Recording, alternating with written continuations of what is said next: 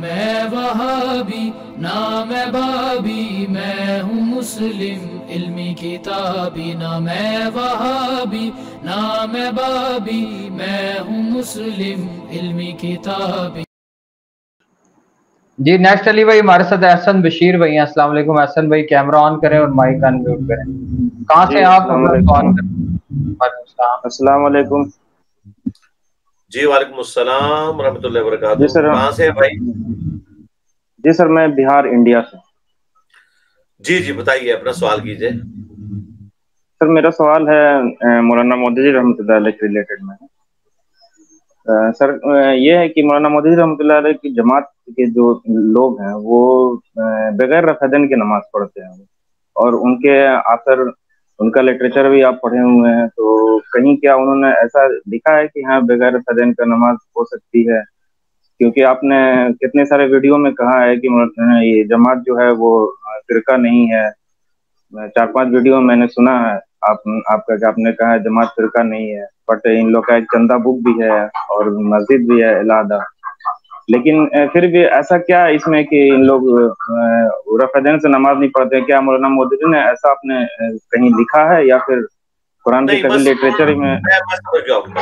پہلی تو بات یہ ہے کہ یہ ایسا نہیں ہے جیسے آپ کہتے ہیں، لیکن آپ کی بات پارٹلی درست ہے کہ میجورٹی جماعت اسلامی میں لوگ رفع الیدین سے نماز نہیں پڑھتے، لیکن آپ کے لیے یہ چیز بھی حیران کن ہے، یہ آپ کو پتا ہوگی کہ جماعت اسلامی کی مسجد میں اونچی آمین کہنے والوں کو نکالا نہیں جاتا، ان کو غصے کی نظر سے دیکھا نہیں جاتا، وہ رفع الیدین کرنے والوں سے نفرت بھی نہیں کرتے۔ یہ اس چیز کی دلیل ہے کہ وہ فرقہ نہیں ہے، کیونکہ اگر وہ فرقہ ہوتے تو رفع الیدین کرنے والوں سے نفرت کرتے۔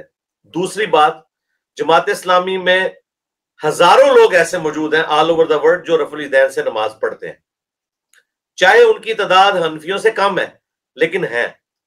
آپ انڈین کشمیر میں چلے جائیں، آپ کو بہت سارے لوگ، ہمارے اسٹوڈنٹس بھی ملیں گے جو رفع الیدین سے نماز پڑھتے ہیں اور وہ جماعت اسلامی میں ہیں، پاکستان میں بھی ہیں، تو وہ رفع الیدین سے نفرت نہیں کرتے، جبکہ بریلوی دیوبندی تو رفع الیدین سے نفرت کرتے ہیں۔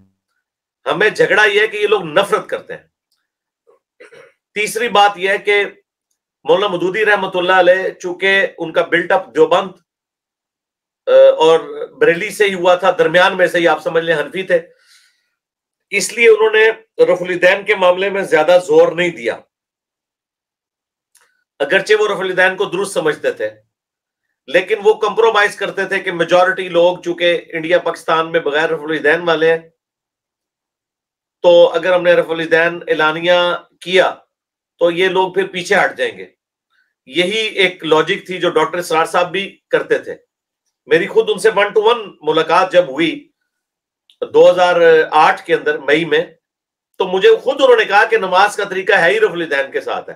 تو میں نے کہا ڈاکٹر صاحب آپ کہتے ہیں میں کبھی کرتا ہوں کبھی نہیں کرتا، تو میں نے کہا کیوں؟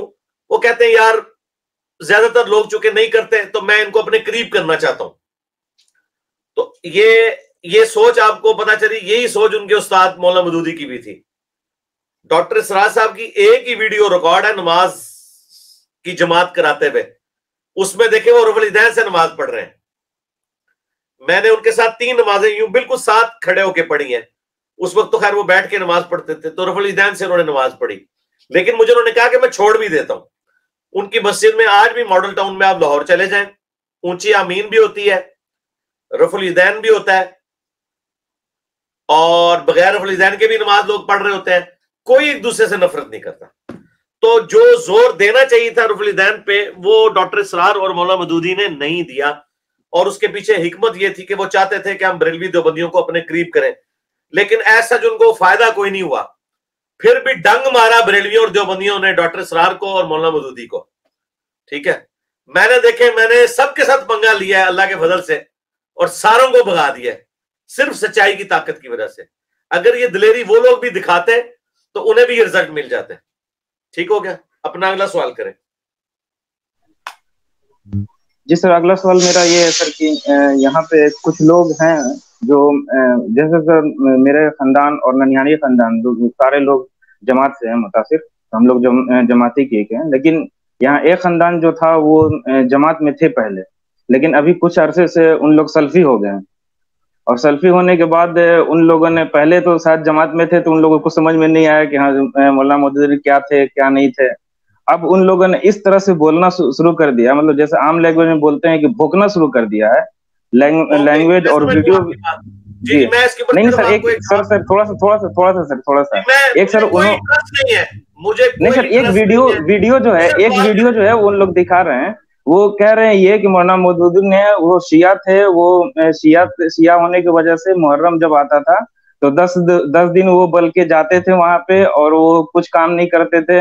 وہ شاید ان کا لڑکا کہہ رہے ہیں اس ویڈیو میں کہ ہم ساتھ میں جاتے تھے ابو کے ساتھ میں، اور کربلا میں بیٹھتے تھے، یہ کرتے تھے. تو آپ سر ان کے لڑکے سے بات کرتے ہیں، اس وجہ سے ہم سر آپ سے کوشچن کر رہے ہیں کہ آپ اس کو تھوڑا سا تحقیق. جی مجھے اس سے کوئی غرض نہیں ہے. مولانا مودودی رحمہ اللہ کی جو تعلیمات ہے نا، وہ ان کی کتابوں میں لکھی ہوئی ہے. مولانا مودودی کی کتاب ہے خلافت و ملوکیت، جس میں پولیٹیکل سسٹم آف اسلام انہوں نے بیان کیا ہے.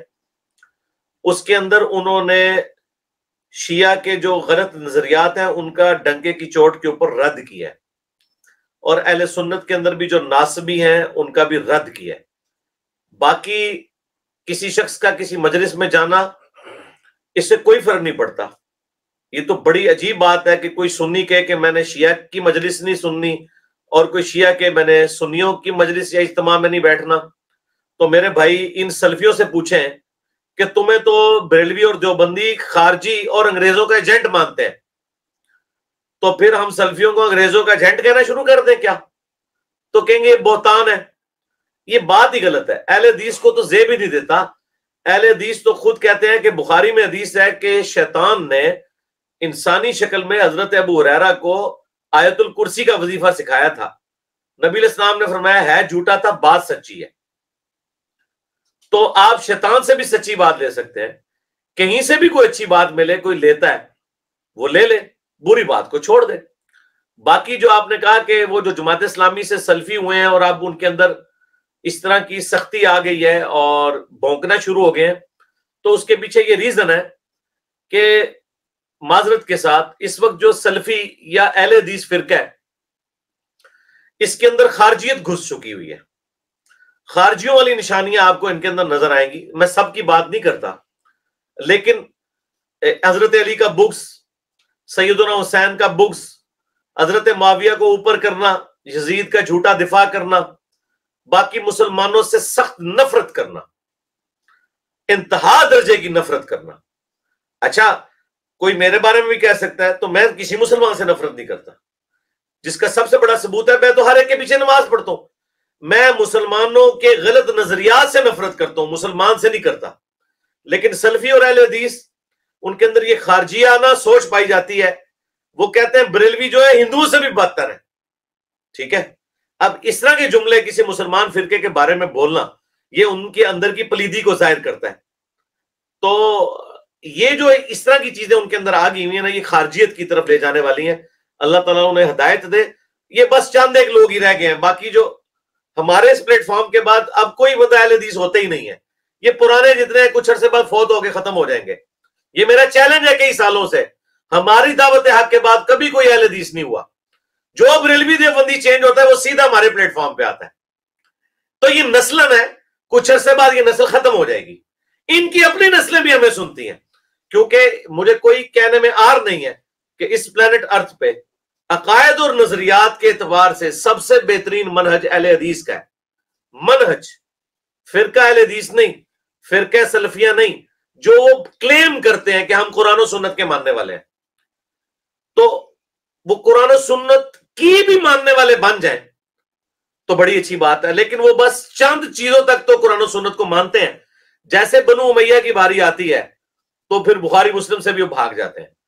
لیکن ان کی آنے والی نسلیں یا نئے لوگ یا ینگ جنریشن، وہ ساری ہماری اس پلیٹ فارم کے ذریعے نبی اسلام کے مبارک قدموں تک پہنچ گیا ہے، اور وہ توحید بھی اہل حدیث سے بہتر رکھتے ہیں اور محبت اہل بیت شیعہ سے بہتر رکھتے ہیں وہ لوگ. یہ ہے اس دعوت کی برکت الحمدللہ. ٹھیک ہو گیا جی احسن بھائی، فی مان اللہ. جی نیکسٹ.